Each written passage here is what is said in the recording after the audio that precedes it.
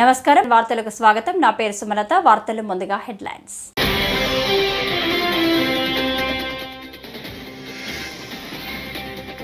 Visakha metro రైలుపై శుభవార్త చెప్పిన మంత్రి నారాయణ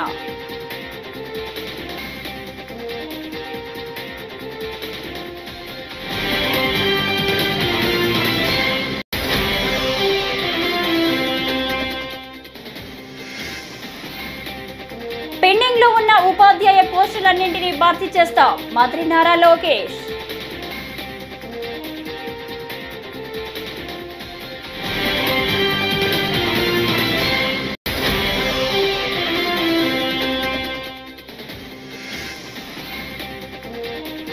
మహిళా సంరక్షణ కార్యదర్శుల జాబ్ చార్జుపై అసెంబ్లీలో చర్చ హోంమంత్రి జవాబు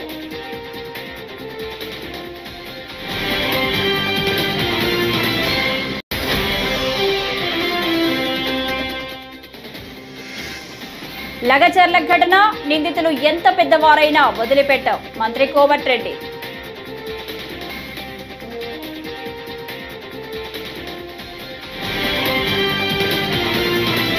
ఇక డీటెయిల్స్ చూస్తే విశాఖ మెట్రోల రైలుపై మున్సిపల్ పట్టణాభివృద్ధి శాఖ మంత్రి నారాయణ శుభవార్త చెప్పారు.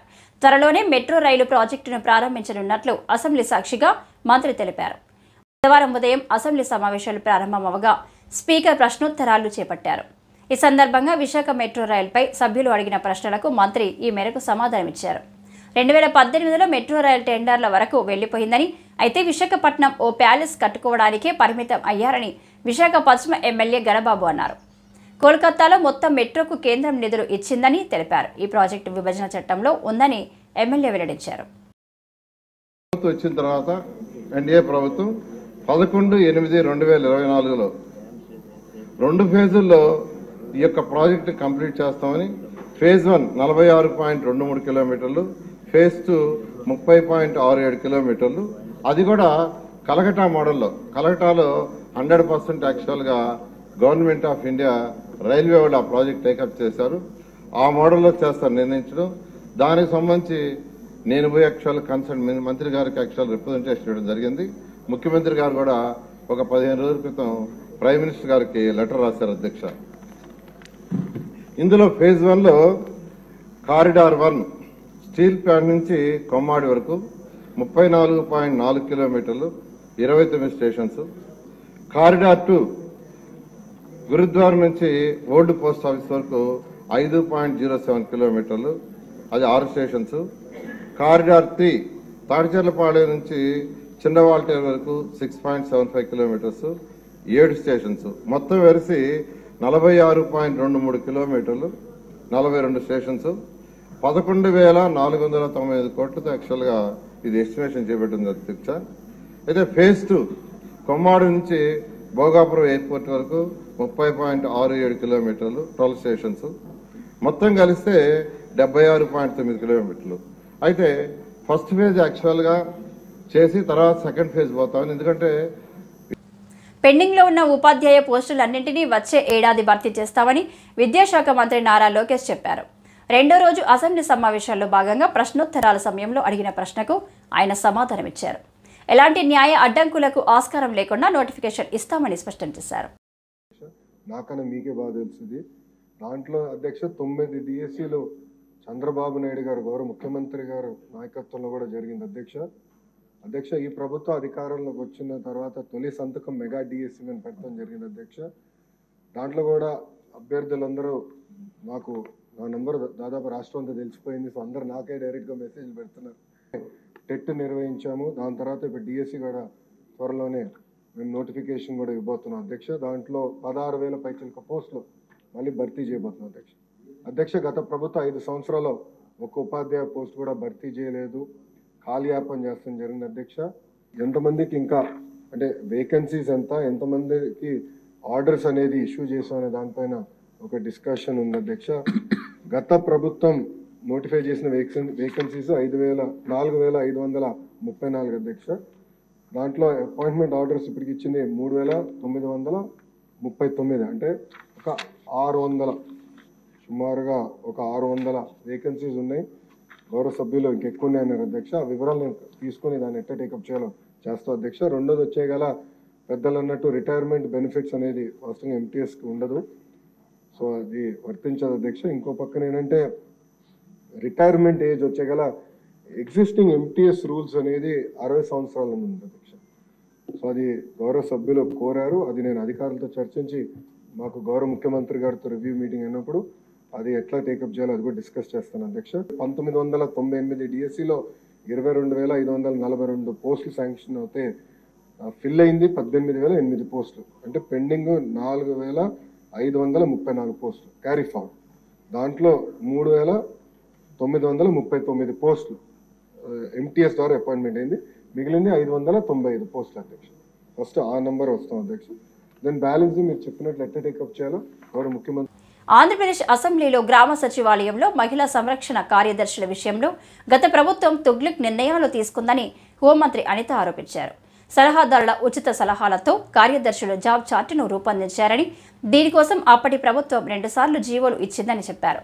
ప్రభుత్వంలో ఉన్న శాఖలు అన్నింటినీ కలిపి కార్యదర్శుల జాబ్ చార్టు రూపొందించారని తెలిపారు. దీంతో కార్యదర్శుల జాబ్ చార్టుపై గందరగోళం నెలకొందని వివరించారు. గత ప్రభుత్వ నిర్ణయాలతో కార్యదర్శులు ఇబ్బందులు పడుతున్నారని ఆరోపించారు.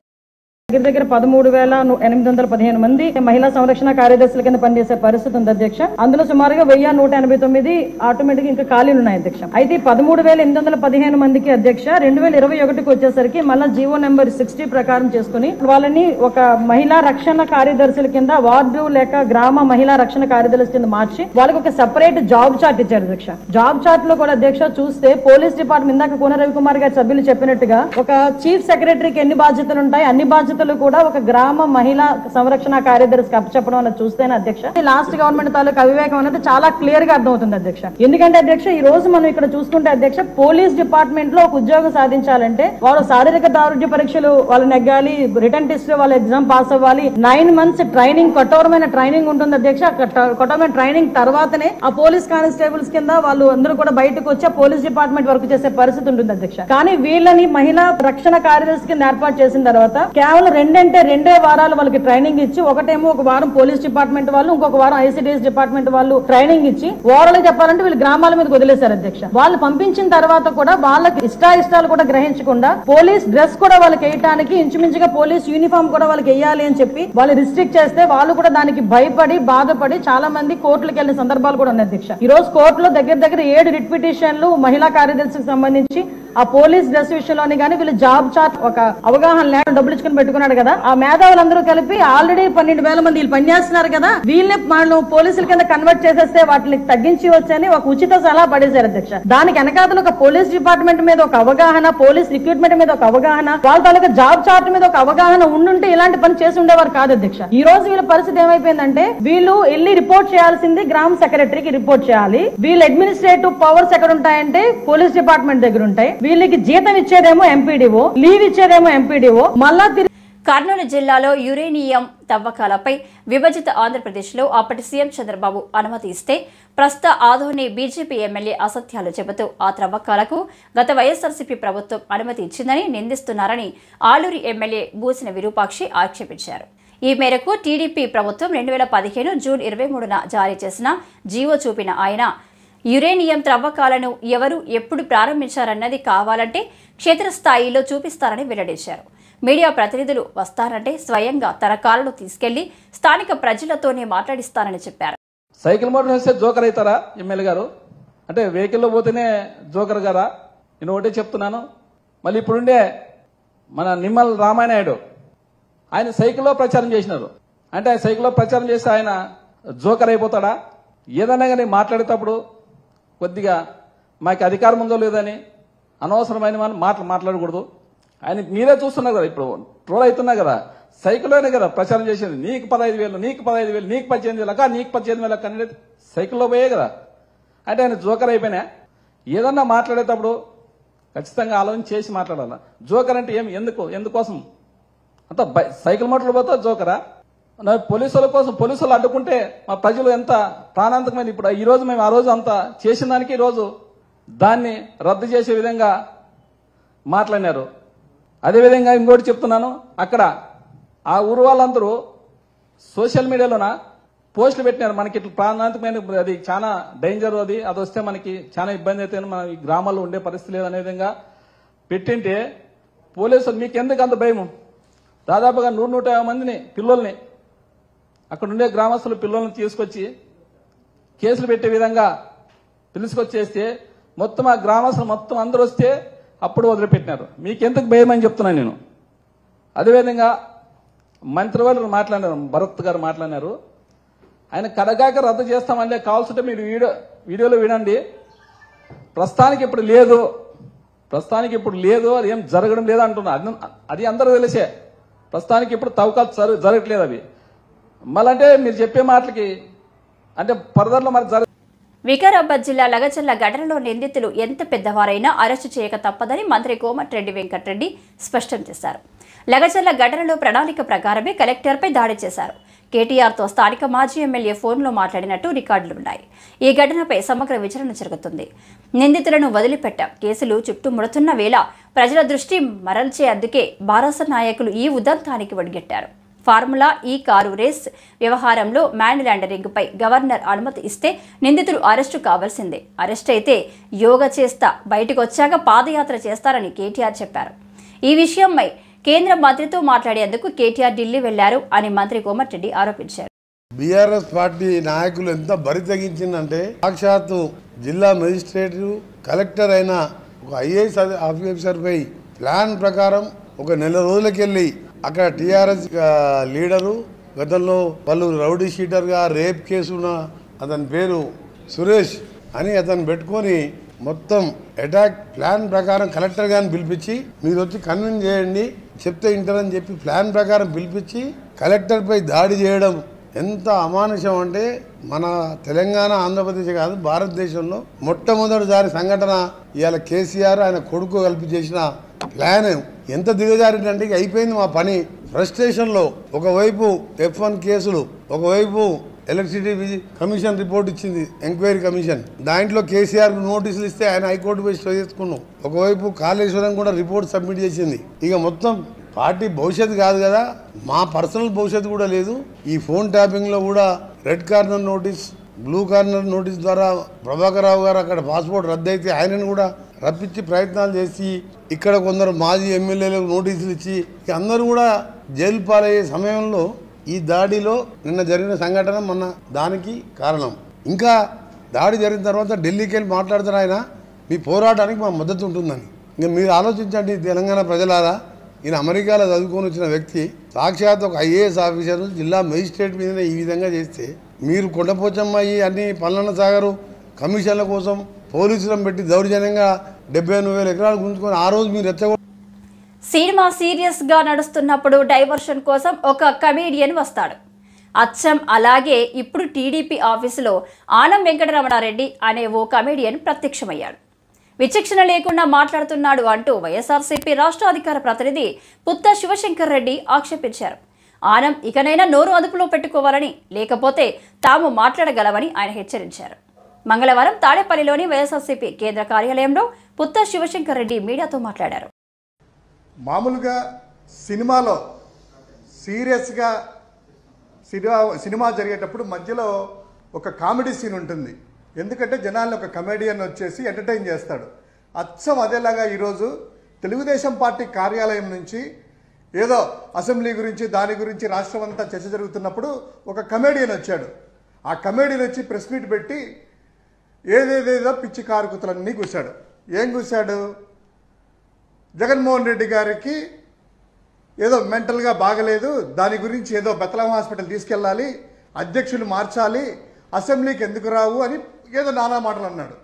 ఒకే ఒక్కటి, ఎవరైతే మాట్లాడుతున్నారో ఆ కమేడియన్ భాష, ఆ కమేడియన్ హావభావాలు, ఆ కమేడియన్ యొక్క రూపురేఖలు చూస్తే ఎవరికి మెంటల్ ఉంది, ఎవరికి పిచ్చింది అనేటువంటిది అర్థమవుతుంది. అదేవిధంగా ఫస్ట్ ఒకసారి గుర్తుపెట్టుకోయ్యా కమేడియన్ నల్లబాలు గారు, మీరు మెంటల్ అనేటువంటి పదం వాడతానే ఇమ్మీడియట్గా గుర్తుకొచ్చేది మీ పార్టీలోనే ఒక యాక్టర్ వాళ్ళ ఇంట్లో కాల్పులు జరిగితే సాక్షాత్తు నిమిషంలో జాయిన్ అయ్యి డాక్టర్ల చేత అదే మెంటల్ సర్టిఫికేట్ తీసుకొని బెయిల్ మీద బయటకు వచ్చిన మాట వాస్తవమా కాదా? అదేవిధంగా సాక్షాత్తు నారా లోకేష్ చిన్నన్న అంటే మీ పార్టీ అధ్యక్షుడు చంద్రబాబు నాయుడు గారి యొక్క తమ్ముడు వైసీపీ అధికారంలో ఉన్నప్పుడు తమను దారుణంగా వేధించారని టీడీపీ కార్యకర్తలు అన్నారు. బుధవారం నరసరావుపేటలోని ఎస్పీ కార్యాలయంలో ఎస్పీకి రజనీపై చిలుకలూరిపేటకు చెందిన పలువురు టీడీపీ శ్రేణులు ఫిర్యాదు చేశారు. ఈ సందర్భంగా బాధితులు మాట్లాడుతూ తమను కొట్టి చిత్రహింసలకు గురిచేసి పైశాచిక ఆనందం పొందారన్నారు. విచారణ జరిపి కేసు నమోదు చేయాలని ఎస్పీ శ్రీనివాసరావుని కోరామన్నారు. పనిచేసిన సిఐ సూర్యనారాయణ వాళ్ళ మంత్రి పిఏలు ఇద్దరు రామకృష్ణ ఫణేంద్ర కుమార్ మీద ఈరోజు ఎస్పీ గారికి కంప్లైంట్ ఇవ్వడం జరిగింది. ఎందుకంటే 2019లో వైసీపీ ప్రభుత్వం వచ్చిన తర్వాత గతంలో సిబిఎన్ ఆర్మీగా పనిచేశానని నేను పత్తిపాటి పుల్లారావు గారికి అనుకూలంగా పత్తిపాటి పుల్లారావు గారితో పాటు తిరిగానని నన్ను అక్రమంగా నిర్బంధించి 5 రోజులు అక్రమంగా నిర్బంధించి సిఐ సూర్యనారాయణ ఆయన విశిక్షణ రహితంగా కొట్టాడు. కొట్టేదే కాక ఆ రోజున ఎమ్మెల్యే తర్వాత మంత్రి విడుదల రజనీకి వాట్సాప్ కాల్ వీడియో కాల్ ద్వారా ఫోన్ చేసి వీడియో కాల్ చూపిస్తూ నన్ను కొట్టడం జరిగింది లైవ్లో. ఆ రోజు ప్రత్యేక సాక్షులు కూడా మా టౌన్ పోలీస్ స్టేషన్ పక్కనే అంబేద్కర్ భవనం ఉంది. ఆ భవనంలో మాలమహానాయుడు కమిటీ వేస్తున్నారు. ఆ కమిటీలో కనీసం మినిమం 100 మంది పైన ఉంటారు. ఆ కమిటీ సభ్యులు కూడా సాక్ష్యమే. అయితే విశిక్షణ రహితంగా కొట్టి సైకో ఆనందం పొందిన మంత్రి విడుదల రజనీపై వారి బృందంపై తగు చర్యలు తీసుకోవాలని ఈరోజు ఎస్పీని కలిసి మా గోడు వెళ్లబుచ్చుకున్నాం. అదే కాకుండా గవర్నమెంట్ వైసీపీ ప్రభుత్వం 5 సంవత్సరాల్లో ఎన్నిసార్లు పోలీస్ స్టేషన్ తీసుకెళ్లారో, ఎన్నిసార్లు ఇబ్బందులు గురి చేశారో, చిలకలూరిపేటలో బ్రతకటానికి వీలు లేదనే విధంగా దళితులపై దాడులు చేసిన ఘనత విడుదల రజనీది. ఈ రోజున వచ్చి ప్రతిపక్షంలో వాళ్ళ వైసీపీ సోషల్ మీడియా వాళ్ళని ఏదో చేస్తున్నారని నంగపలుకులు పలుకుతూ మహానటి స్టేట్మెంట్లు ఇస్తూ మాట్లాడుతున్నారు. గతంలో ఆంధ్రప్రదేశ్ శాసనసభ బడ్జెట్ సమావేశాల్లో బుధవారం తణుకు నియోజకవర్గ ఎమ్మెల్యే ఆర్ఎంఎల్లి రాధాకృష్ణ పాల్గొని ప్రసంగించారు. అత్తిలి గ్రామంలో ప్రభుత్వ జూనియర్ కాలేజీకి కొత్త బిల్డింగ్ నిర్మాణం కోసం నిధులు మంజూరు చేయమని ప్రభుత్వాన్ని కోరారు. బ్రిటిష్ కాలంలో కట్టిన బిల్డింగ్ కావడంతో శిథిలావస్థకు చేరుకోవడంతో గత టీడీపీ ప్రభుత్వంలో నిధులు మంజూరు చేసి పనులు ప్రారంభించిన వైసీపీ హయాంలో ఆగిపోయారన్నారు. ధన్యవాదాలు అధ్యక్ష. తణుకు నియోజకవర్గంలో అత్తిలి గ్రామంలో మాకు ఒక గవర్నమెంట్ జూనియర్ కాలేజీ ఉంది సార్. ఆ గవర్నమెంట్ జూనియర్ కాలేజీకి సంబంధించినటువంటి బిల్డింగ్ బ్రిటిష్ కాలంలో కట్టినటువంటి బిల్డింగ్. అది పూర్తిగా శిథిలావస్థకు చేరినటువంటి దశలో 2014-19లో గౌరవ ముఖ్యమంత్రి నారా చంద్రబాబు నాయుడు గారు ఆ రోజు నిధులు కేటాయించి ఆ బిల్డింగ్ కన్స్ట్రక్షన్ కూడా శంకుస్థాపన చేయడం జరిగింది అధ్యక్ష. కానీ తర్వాత వచ్చినటువంటి ప్రభుత్వంలో దాన్ని పూర్తిగా నిర్లక్ష్యం వహించడం వల్ల మరలా అది బిల్డింగ్ పనులన్నీ ఆగిపోయినాయి సార్. ఈసారి మరలా మన ప్రభుత్వం వచ్చిన తర్వాత మన డైనమిక్ మినిస్టర్ గారు లోకేష్ గారి ఆధ్వర్యంలో ఆ బిల్డింగ్ ను కూడా పూర్తిగా నిధులు కేటాయించి పూర్తి చేసే విధంగా ప్రభుత్వం చర్యలు తీసుకోవాలని ఈ సందర్భంగా మీ ద్వారా కోరుతున్నాను. రైతులకు, కౌలు రైతులకు రబీ సాగుకు అవసరమైన వరి, అపరాల విత్తనాలు సబ్సిడీపై అందించాలని ఆంధ్రప్రదేశ్ రైతు సంఘం జిల్లా కార్యదర్శి కె శ్రీనివాస్ కోరారు. బుధవారం ఏలూరు నగరంలోని స్థానిక అన్య భవనంలో రబీ విత్తన కొరతపై ఆయన మాట్లాడారు. ఏపీ సీడ్స్ వద్ద, రైతు సేవా కేంద్రాల వద్ద రైతులకు అవసరమైన రబీ విత్తనాలు అందుబాటులో లేకపోవడం పట్ల ఆయన ఆందోళన వ్యక్తం చేశారు. కె శ్రీనివాస్, ఆంధ్రప్రదేశ్ రైతు సంఘం ఏలూరు జిల్లా కార్యదర్శి. ఈరోజు రబీకి సంబంధించిన విత్తన కొరత కనబడతా ఉన్నది. ప్రధానంగా వ్యవసాయ శాఖ సరే ఇండియన్ పెట్టకపోవడం వల్ల ఏపీ సీడ్స్లో వరికి సంబంధించి, అపరాలకు సంబంధించిన విత్తనాలు అందుబాటులో లేక రైతులు, కౌలు రైతులు ఇబ్బంది పడుతూ ఉన్నారు. కాబట్టి వ్యవసాయ శాఖ సక్రమంగా వ్యవహరించకపోవడం వల్ల ఇవాళ రబీకి సంబంధించిన విత్తన కొరతని రైతులు ఎదుర్కోవాల్సిన పరిస్థితి ఏర్పడింది. ప్రధానంగా కృష్ణా డెల్టా పరిధిలో 2వ పంట వరి లేకపోవడం వల్ల అపరాల పంటని రైతులు సాగు చేస్తూ ఉన్నారు.